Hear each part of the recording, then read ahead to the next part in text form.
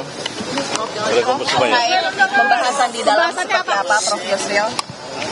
Baik, terima kasih rekan-rekan wartawan. Saya bertemu Pak Prabowo singkat sekali, mungkin nggak sampai 3 menit ya. Jadi karena memang sudah kenal sangat lama kepada beliau ya. Tadi beliau mengatakan, Pak Yusril, kita nggak ngomong panjang-panjang lagi. Kita sudah kenal sejak puluhan tahun yang lalu. Ya Pak, saya bilang. Jadi terima kasih kesediaan Pak Yusril untuk membantu saya dan bilang ya insya Allah Pak, saya akan tetap membantu Pak Prabowo. Jadi bidang yang beliau tugaskan itu adalah bidang saya sendiri sebenarnya terkait di bidang hukum dan hak asasi manusia. Jadi sekarang ini ditarik ke atas, jadi ada Menko yang menangani masalah hukum dan HAM itu, yang tugas-tugasnya nanti akan mencakup juga selain Kementerian Hukum dan HAM, tapi juga ada kementerian lain, lembaga-lembaga lain yang internal pemerintah, ya, imigrasi yang juga akan keluar dari Kementerian Hukum dan HAM, dan kemudian lembaga pemasyarakatan juga akan keluar dari di bawah koordinasi dari Kemenko Hukum dan HAM.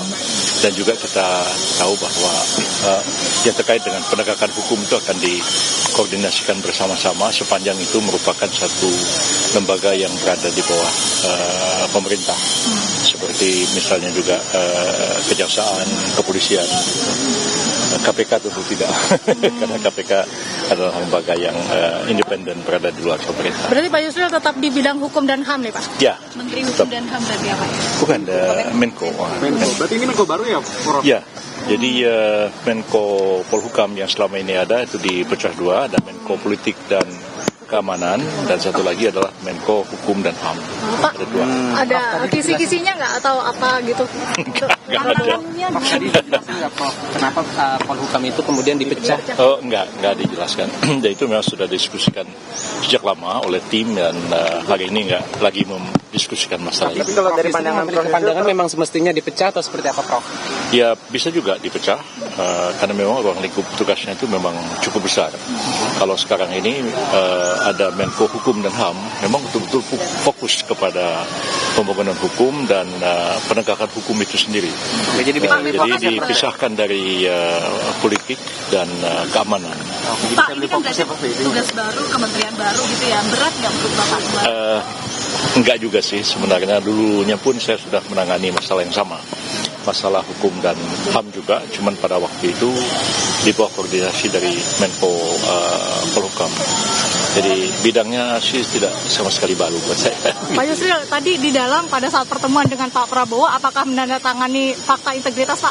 Oh, sudah. Itu sudah ditandatangani beberapa waktu yang lalu. Jadi hari ini sudah tidak ada penandatanganan apa-apa. Ya, sebelumnya memang sudah menandatangani surat kesediaan dan kemudian fakta integritas. Sudah diserahkan beberapa waktu yang lalu, dan hari ini tinggal dipanggil dan secara resmi diberitahu untuk memikul tugas dan tanggung jawab yang baru ini. Tadi jam berapa Pak dihubungin oleh ajudannya Pak? Sekitar jam 2-an begitu. Jam 2. Ya. Bapak sebelumnya, tapi Bapak sudah feeling akan menjadi bagian dari kabinet Prabowo, Pak? Ya, sudah diberitahu karena sudah diberikan surat kesediaan, dan kemudian fakta integritasnya sudah ditandatangani beberapa waktu yang lalu. Oke, terima kasih Pak.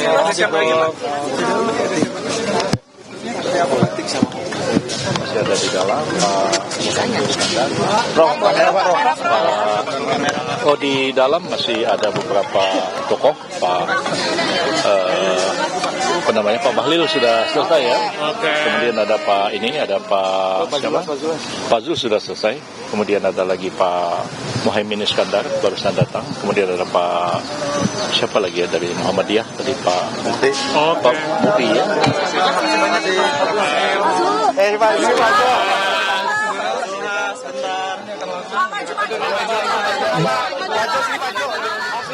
Tampaknya sejauh ini dari tokoh-tokoh yang dipanggil ke Kertanegara oleh Prabowo Subianto baru Yusril Iza Mahendra. Tapi tahan dulu, kita akan mendengarkan kembali. Ini ada Zulkifli Hasan, Ketua Umum PAN. Kita dengarkan. Udah sering gitu loh sama saya. Pak Zul tadi bahas apa sih Pak? One-on-one bicara apa aja Pak Zul? Perdagangan lagi.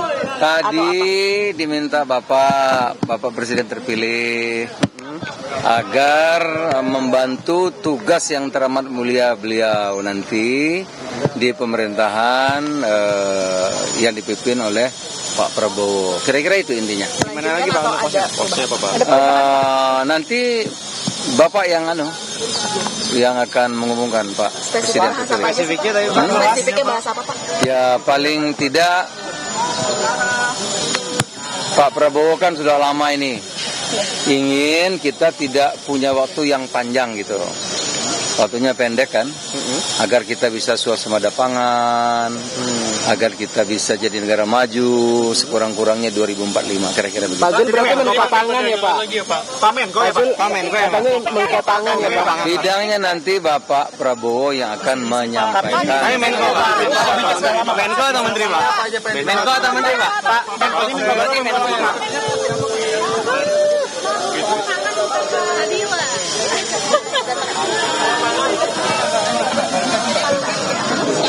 Zulkifli Hasan tak gamblang menyebutkan posisi yang ditawari oleh Prabowo kepada dirinya, tapi tadi sedikit disinggung diskusi soal swasembada pangan dan kemajuan negara. Tapi sebelumnya, Yusril Iza Mahendra adalah tokoh yang tampaknya menyampaikan secara gamblang ya menjadi Menko Hukum dan HAM.